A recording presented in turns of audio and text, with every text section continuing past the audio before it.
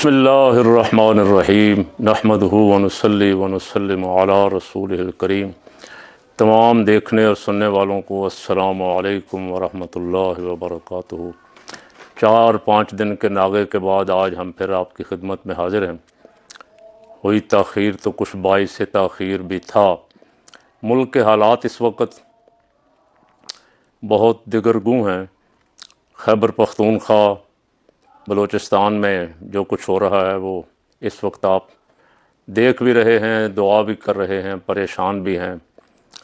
लेकिन जो ईवान सदर में बैठे हुए साहिब हैं, जो ईवान वज़ीर आज़म में, वो पता नहीं कहाँ हैं और वो क्या कर रहे। ऐसा इक़्तिदार, जिस इक़्तिदार में आपके मुल्क का नुकसान हो रहा है और ख़तरात बढ़ते जा रहे हैं। मेरी ज़ुबान पे तो वो लफ्ज़ भी नहीं आ रहे जो मैं सुन रहा हूँ। जो कुछ हो रहा है, अवाम फोर्सेस के सामने खुल के निकल आई है। लोगों ने कर्फ्यू मानने से, ऑपरेशन मानने से इनकार कर दिया है। तमाम सियासी जमातें ऑपरेशन की मुखालफत कर रही हैं और करने वाले पता नहीं वो किससे मशवरा करते हैं, वो किसके पाबंद हैं, वो क्या करना चाहते हैं। जिन पे ऑपरेशन हो रहा है वो इसे डॉलरी कहते हैं और वो उनका ख्याल ये है कि ये 25वां 26वां ऑपरेशन है। आज तक कितने ऑपरेशनों के बाद भी हम दहशतगर्दी पे काबू क्यों नहीं पा सके। ये सोचने वाली बात है। हम भी सोचते हैं, आप भी सोचते हैं। ये ऑपरेशन सारे मुल्की मफाद में होते हैं या अमरीकी मफाद में हैं। हम ऑपरेशन करके अपनों के ख़िलाफ़ किसको खुश करना चाहते हैं। ये दहशतगर्द यहाँ वापस कैसे आए जब आपने एक दफ़ा ऐलान किया कि हमने ख़त्म कर दिए, हमने नामो निशान मिटा दिया, हमने नेस्तो नाबूद कर दिया। फिर 2 साल बाद फिर ख़बर मिलती है कि दहशतगर्द फिर आ गए हैं। कहाँ से आते हैं? को ऊपर से आसमान से आते हैं कि ज़मीन के नीचे से आते हैं? कोई बॉर्डर क्रॉस करते हैं? कोई बॉर्डर पे कोई रोकने वाला, कोई टोकने वाला कोई है नहीं है। बड़ी लंबी सरहद है, पहाड़ी रास्ते हैं, लेकिन फिर भी आखिर आपने तो बड़ी लंबी तार भी लगाई थी, पता नहीं कितने 100 किलोमीटर, बहुत लंबा चौड़ा ख़र्चा किया उस पर।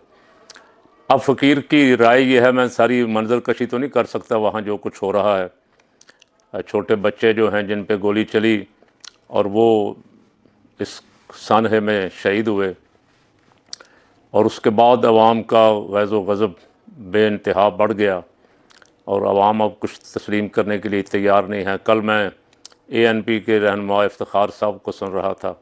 हाजी इफ्तिखार साहब भी कह रहे थे कि हम तमाम जमातों को इकट्ठा कर रहे हैं, हम इस्लामाबाद की तरफ पुरअमन मार्च करेंगे सफ़ेद झंडे लेके। तो वो बेचारे कुरान उठा के निकले हुए हैं, 10,000 आदमी कुरान उठा के अमन की भीख मांग रहे, ऑपरेशन से पनाह मांग रहे। तो को हमारे बड़े जिनके पास इस वक्त ताकत है, फ़ैसले कर रहे हैं, वो कहीं काश उनके साथ मिल बैठें। वो आप भी हमारे हैं, वो भी हमारे हैं। मुल्क आपका, हमारा सबका है, इसको बचाना, इसकी हिफाजत करना। सबसे बड़ा मेरा इल्ज़ाम तो सियासी क़यादत पे है। वो सियासी क़यादत जिसको इक़्तिदार में बिठाया गया है, जो जेलों में होने चाहिए थे, जिनके ख़िलाफ़ कई 100 अरब के मुकदमात थे, उनको कुर्सियों पे बिठाया गया है। ऐसे लगता है वो गूंगे हैं, बोले हैं, बहरे हैं, उनको कुछ ना सुनाई दे रहा है ना दिखाई दे रहा है, ऐसा लग रहा है। तो खुदा के लिए मियाँ साहब, तारीख़ ख़राब हो रही है। आपकी तारीख़ पहले भी स्याह हो गई लेकिन मज़ीद स्याह तर हो रही। फौरी तौर पे कोई फ़ैसला करें, सियासतदानों के साथ बैठें और खैबर पख्तूनख्वा और बलूचिस्तान के अवाम के साथ बैठें। वहाँ से बलूचिस्तान से भी कोई काफ़िला आया हुआ है, जुलूस आया हुआ है जमात इस्लामी के, मौलाना हिदायतुर रहमान है शायद, यहाँ आके जमात इस्लामी के मंसूरे में ठहरा हुआ है। उनके साथ भी कुछ थोड़ी बहुत चपकलश चल रही है। जमात इस्लामी वाले तो काफ़ी देर से मुतालबे कर रहे हैं। आपको उन्होंने कहा तो कुछ नहीं, आपने 8 फरवरी वाला इलेक्शन करवाया, उनकी कई सीटें छीनी, लेकिन वो फिर खामोशी के साथ वो अमन जो आप चाहते हैं वो अमन कायम करते हुए मुतालबात कर रहे हैं। उन्होंने कुछ एहतजाज भी ऐसा नहीं किया कि जिससे को आपके शाया निशान ना हो, जो आप के लिए मसला बने। उनके साथ ही बैठ के बात कर लें। बलूचिस्तान के मसाइल जिस तरह उनके पुरअमन लोग लेके आए हैं। जो ख़वातीन, बलूचिस्तान की ख़वातीन इस्लामाबाद में कई दिनों से एहतजाज कर रही हैं, उन बेचारियों की बात सुन लें, किसी के साथ बैठ जाएं। आखिर कौन है ये लोग जो मुतालबा कर रहे हैं, अमन मांग रहे हैं? ये आपके मुल्क के हैं। 10, 20, 50, 100। और मोहसिन नकवी साहब तो कहते थे कि SHO की मार है। फिर एक साहब ने कहा कि 1500 आदमियों के लिए हम ये नहीं करेंगे, वो नहीं करेंगे। अगर 1500 भी हैं तो उन 1500 के लिए सारे सूबे के अवाम को तो सूली पे ना लटकाएं। उन 1500 के लिए या चंद 100 के लिए, आपके बकौल चंद 100 के लिए पूरा सूबा खैबर पख्तूनख्वा दाव पे न लगाएं। लोगों की बर्दाश्त भी जवाब दे चुकी। खुदा न खास्ता अगर ये लोग बाहर निकल आए और ये इरादा करके निकल आए कि अगर गोली ही खानी है तो गोली का जवाब गोली से देंगे, तो मेरा ख्याल है कि फिर कोई रास्ता बचेगा नहीं बचाव का। इसलिए बैठ के मामलात को, वो जरगे वहाँ बड़े बड़े जरगे, कई के हज़ार अफराद के जरगे होते हैं, बड़े बड़े लायन हल मसले उसमें वो हल करते हैं। आप एक जरगा बुला लें, वहाँ बैठ जाएं, सियासी जमातें भी बैठ जाएं, इस्टेब्लिशमेंट भी बैठ जाए और फोर्सेस जो वहाँ सिक्योरिटी पे मामूर हैं वो भी बैठ जाएं। जो मसला है उसकी निशानदेही करें और सारे मिलके उसके ख़ात्मे के लिए कोशिश करें। आज की एक बड़ी ख़बर जिसने सोशल मीडिया पे और सारे मीडिया पे धूम मचाई हुई है, फैसलाबाद की जज अदालत का फ़ैसला, 108 अफराद को सज़ाएँ दी गई। PTI के तमाम MNA फैसलाबाद डिवीज़न के, और भी शिबली फराज का फैसलाबाद से क्या ताल्लुक़, उमर अयूब का फैसलाबाद से क्या ताल्लुक़, और शेख रशीद का जो बांजा है शफीक रशीद, उसका फैसलाबाद से क्या ताल्लुक़, उनको भी सज़ाएँ सुना दी गई। सुन्नी इत्तेहाद कौंसिल के सरबराह को भी 10 साल की सज़ा और सीट से डी सीट कर दिया गया, और बाकी जितने MP MNA हैं। तो ये अदालतों वाला तकल्लुफ़ साहब छोड़ें, ये अदालतों वाला तकल्लुफ़ करने का नतीजा ये है कि अदालतों की बदनामी हो रही है, निज़ाम अदल बदनाम हो रहा है। पाकिस्तान वालों को तो पता ही था, दुनिया को भी पता लग रहा है। आप एक आर्डर करें, इलेक्शन कमीशन से करवा दें कि जो जीता तो कोई भी PTI के नाम पे नहीं है, इसलिए कि आपने किसी को फार्मों में PTI का नाम भी नहीं लिखने दिया, फार्म भी गायब किए, उनके उम्मीदवार भी उठाए, उनका निशान भी नहीं दिया फायद ईसा ने। आज वो दुनिया में मुँह छुपाता फिर रहा है, उसे कोई पनाहगाह नहीं मिल रही। आपने उनको इलेक्शन तो नहीं लड़ने दिया, लेकिन फिर भी वो आज़ाद जीत के आ गए और उन्होंने कहा हम PTI हैं, को 80-85 अफराद। वो आपसे बर्दाश्त नहीं हो रहे। आप नए गंद में छलांग लगाना चाहते हैं, दोबारा इलेक्शन होंगे, मुल्क में दंगा फसाद होगा, और फिर आप वही खेल खेलेंगे जो 8 फरवरी नहीं, 8 फरवरी को तो अवाम ने फैसला दिया, आपने 9 फरवरी को जो खेल खेला रात को वही खेल खेलेंगे, और मजाक उड़ेगा, तमाशा लगेगा। लोग कहेंगे देखें ये निज़ाम इंसाफ है यहाँ और ये इलेक्शन कमीशन है। इसलिए सुन के हमें तो शर्मिंदगी हुई, ये फ़ैसला सुन के कि 108 अफराद को सज़ाएँ दी। किस गवाह की गवाही पे? वो गवाह जो अंदर नहीं जा सकता, कोई अक्लमंद आदमी नहीं मान सकता कि वो अंदर कैसे जा सकता। हमारे हज़रत साहब रहमतुल्लाह अलैह कायदे मिल्लत इस्लामी मौलाना शाह नूरानी रहमतुल्लाह अलैह, कोई सादा कपड़ों वाला नामालूम कभी प्रेस कॉन्फ्रेंस में भी आ जाता था तो पहचान के उठा देते थे, आप बाहर तशरीफ़ ले जाइए, बाहर बैठिए जहाँ आपकी ड्यूटी है। मीटिंग में तो सवाल ही पैदा नहीं होता कि कोई गैर मुतल्लका आदमी आ जाए। ये गवाह कह रहा है जी 7 मई को मैं इमरान खान के उस कमरे में जिसमें बैठ के वो साजिश कर रहा था, जिसमें 8-10 आदमियों से ज़्यादा बंदे आ नहीं सकते जिस कमरे में, इसने उस कमरे में 40 बंदे देखे साजिश करते हुए। फैसलाबाद वाले भी वहाँ बैठे हुए थे, मुल्तान वाले भी वहाँ बैठे हुए थे। तो फिर उसकी गवाही, यहाँ भी वो गवाह है, फैसलाबाद में भी वो गवाह है, और मियाँ वाली में भी गवाह वही है, सरगोदा में भी गवाह वही। और एक दूसरा गवाह जो था वो हरम शरीफ गया हुआ था उम्रा करने, और उससे वहाँ लाइन पे लेके अदालत ने कहा कि हमें आज ही उसकी गवाही चाहिए। और उसको जब कहा गया कि यहाँ कहो, इहराम उसने बांधा हुआ था, कहो कि मुझ पे अल्लाह का गज़ब नाजिल हो अगर मैं कोई गलत बयानी करूँ। उसने कहा मैं नहीं कहता। तो क्या जज साहब इसी पे केस ख़त्म नहीं हो जाना चाहिए था? 2 ही गवाह थे, दोनों सरकारी मुलाजिम हैं, पुलिस के आदमी हैं, उनकी गवाही तो वैसे अदालतें मानती नहीं हैं।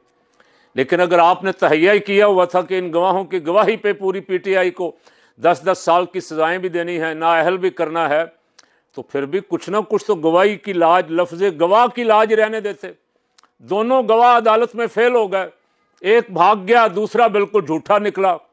वो कहते हैं जमान पार्क में 3 जगह बैरियर लगे होते थे, लीडर भी अंदर आसानी से नहीं जा सकता था। एक जगह चेकिंग, दूसरी जगह चेकिंग, तीसरी जगह खान साहब जिस लिस्ट देते थे, जिसका नाम होता था, वो अंदर जा सकता था। ये गवाह साहब क्या कहते हैं? ये कहते हैं जी मैं मेज़ के नीचे छुप गया। ये मेज़ है, ये मेज़ आप देख लें, मेरा पड़ा हुआ है, इतना को मेज़ पड़ा हुआ खान साहब के कमरे में। इस मेज़ के नीचे बंदा कैसे छुप सकता है, जहाँ चारों तरफ कैमरे भी लगे हों, और कुछ लोग इधर बैठे हैं, कुछ उधर बैठे हैं, कुछ इधर बैठे हैं, वो किसी को भी नीचे छुपा हुआ नज़र ही नहीं आया गवाह। तो खुदा के लिए आप अपने आप को मुसलमान भी कहलाते हैं, इंसाफ का मजाक ना बनाएं। हमें तो बार बार इंसाफ का हुक्म दिया गया है, बार बार इंसाफ का हुक्म दिया गया है। अपना बेगाना ना देखो, इंसाफ करो। बेशक आपका करीबी रिश्तेदार हो, उसके खिलाफ बात जा रही हो, कोई फिक्र वाली बात नहीं है।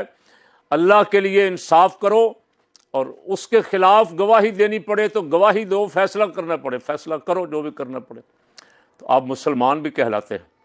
और कोई इंसान भी कम अज़ कम ये तो बर्दाश्त नहीं करता इस तरह की नाइंसाफ़ी। 108 अफराद को यहाँ डॉक्टर यास्मीन राशिद 75 साल कैंसर की मरीज़, जिसकी वजह से पकड़ने वालों पे, उसे गिरफ्तार करने वालों पे भी लानत पड़ रही है, और सज़ा देने वालों पे भी लानत पड़ रही है, पड़ेगी। और उसको भी 10 साल कैद की सज़ा, और उसकी गवाही मौजूद है।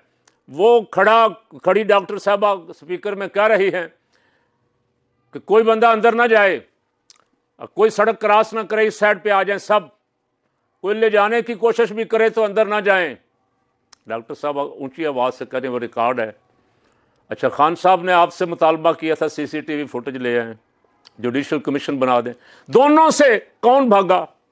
हुकूमत भागी। ना हुकूमत ने जुडिशल कमीशन बनाया, ना CCTV फुटेज पेश की, गायब कर दी। अगर आप सच्चे होते तो आप पहले 1 हफ्ते के अंदर अंदर ही CCTV फुटेज भी पेश करते, जुडिशल कमीशन भी बनाते। फैसले 2 साल हो गए, चालान नहीं हो रहे थे। अब चीफ जस्टिस जो बिठाया गया है, नया हीरा तलाश करके फायज ईसा की जगह, कि लोग फायज ईसा को भी भूल जाएं, अब वो एक ऐसा हीरा बिठाया गया। उसने कहा मुझे 26 दिन के अंदर अंदर फैसले चाहिए। ये नहीं कहा इंसाफ चाहिए, फैसले चाहिए इनके खिलाफ सजाओं के। अब आप अंदाज़ा लगाएं कि 80-85 मेंबरान असेंबली में से आज मेरा ख्याल है कुछ 30-40 आज कर दिए गए हैं नाअहल, सजा दे दी गई, नाअहल हो गया। इलेक्शन कमीशन, वो इलेक्शन कमीशन जिसने 9 मई के फैसलों के खिलाफ, 9 मई के रिजल्ट के खिलाफ जितनी पटिशनें हैं दबा के बैठा हुआ है, फैसले नहीं, केस नहीं लगने दे रही है अदालतें। उधर डोगर, इधर नीलम, और उधर इलेक्शन कमीशन राजा। वो इलेक्शन कमीशन रेडी है हर वक्त कि नाअहली का फैसला आए और मैं डी-सीट कर दूं फौरन।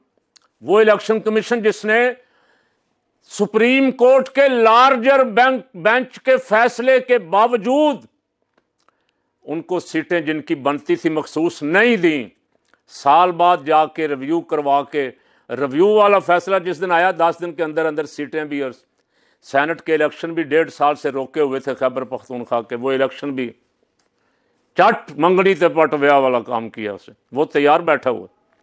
हालांकि अभी बड़े मरहले बाकी हैं। ये सजाएं चैलेंज होगी, हाई कोर्ट में चैलेंज होंगी, फिर ये सुप्रीम कोर्ट में चैलेंज होंगी, और अगर किसी ईमानदार जज के पास लग गई उड़ जाएंगी। ये सारी कोई सजा इनमें से बरकरार नहीं रहेगी। ये बच्चे को ये भी पता है। अगर किसी, फिर मेरा जुमला याद सुन लें, अगर कोई जज भी सुन रहा है, अगर किसी ईमानदार जज के पास, अपने हलफ से वफादारी करने वाले जज के पास लग गई, तो ये सब सजाएं उड़ जाएंगी। ये इनकी सीटें भी बहाल होंगी, नाअहली भी ख़त्म होगी इंशाअल्लाह अज़ीज़। लेकिन शेड्यूल दे दिया फौरन इलेक्शन कमीशन ने। एजाज चौधरी की जगह भी शेड्यूल दे दिया, अहमद खान बच्चर की जगह भी शेड्यूल दे दिया, और चट्ठे की जगह भी शेड्यूल दे दिए इलेक्शन के। 21 अगस्त को सेनेट का इलेक्शन हो रहा है, फलानी तारीख को कौमी का। अगर इलेक्शन तुम करवाओगे, और सुन लो, अगर इस दफ़ा वही बदउनवानी बददयानती और हेरा फेरी करने की कोशिश की तो अवाम करने नहीं देंगे, और अगर तुम अवाम को रोकोगे तो नुकसान होगा।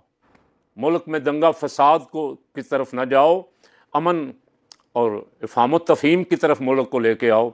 शहबाज पता नहीं कहाँ छुपा हुआ, 300 अरब रुपए का टीका लगा के शुगर का, अब कहता मैं शुगर माफिया से आहनी हाथों से निपटूंगा। साहब वो शुगर माफिया है कौन? वो सारी शुगर मिलें तो शरीफ खानदान की, आपकी अपनी, आप अपनों नवाज शरीफ से आहनी हाथों से निपटेंगे, या हमजा शहबाज से, या सलमान शहबाज से, या मरियम, किससे आप आहनी हाथों से निपटेंगे? आप उनसे बाद में निपटें। खुदा के लिए अपने वतन की फिक्र कर नादां, वतन की फिक्र कर नादां, क़यामत आने वाली है। तेरी बर्बादियों के तज़किरे हैं आसमानों में, देख मुल्क में हो क्या रहा है। वज़ीर आज़म बाहर निकल, कहाँ छुपा हुआ है, देख मुल्क में क्या हो रहा है।